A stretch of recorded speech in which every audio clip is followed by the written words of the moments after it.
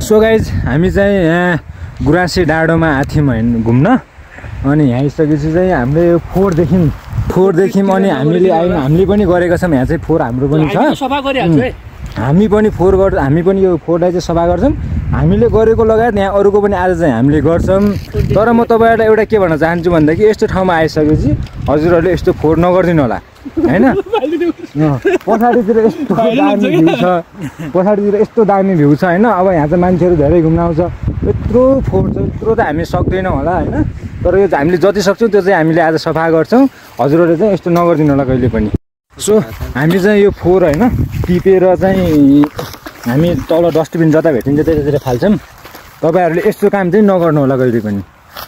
फोहोर चाहिँ आफूसँग आए चाहिँ जता भेटिन्छ डस्टबिन त्यतातिर फाल्नु हाम्रो साथीहरू चाहिँ इमान्दार हुनुहुन्छ बनाइरहनु नगर्नु होला। हामीले चाहिँ यो प्लास्टिकमा प्याक गरेर लिएर हामीले चाहिँ तल लिएर फाल्छौँ।